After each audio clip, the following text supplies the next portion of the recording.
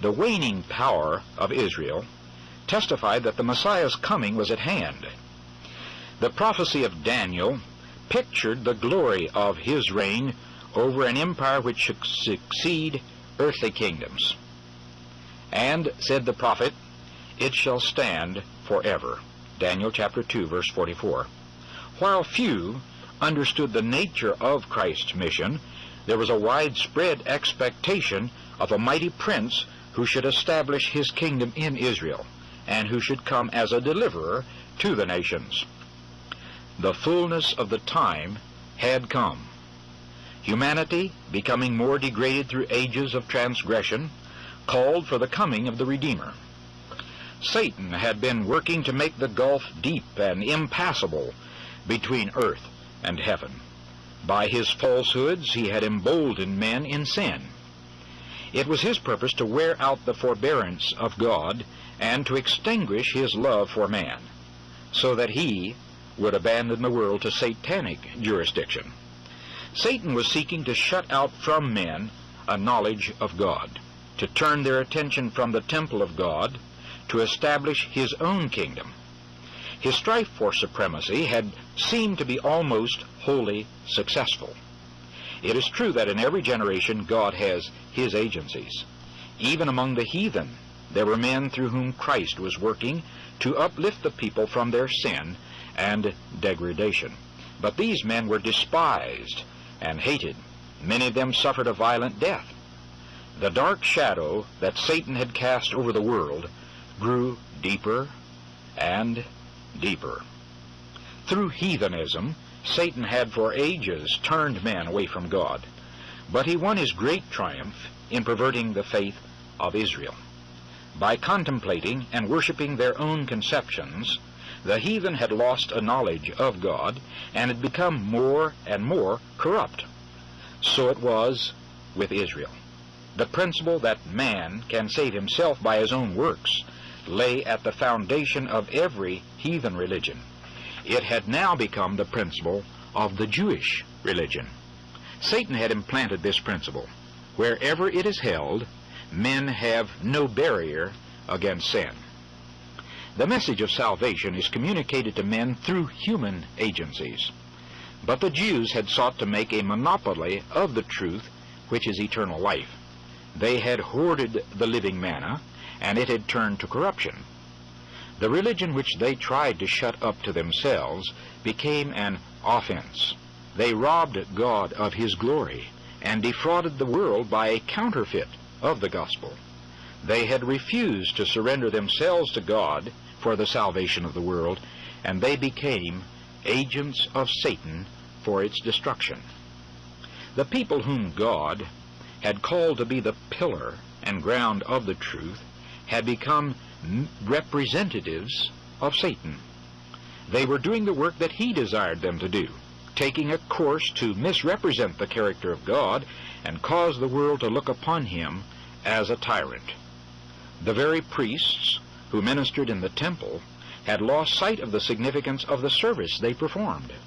They had ceased to look beyond the symbol to the thing signified. In presenting the sacrificial offerings, they were as actors in a play. The ordinances which God himself had appointed were made the means of blinding the mind and hardening the heart.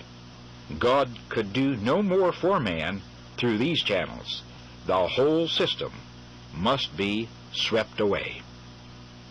The deception of sin had reached its height. All the agencies for depraving the souls of men had been put in operation. The Son of God, looking upon the world, beheld suffering and misery. With pity he saw how men had become victims of satanic cruelty.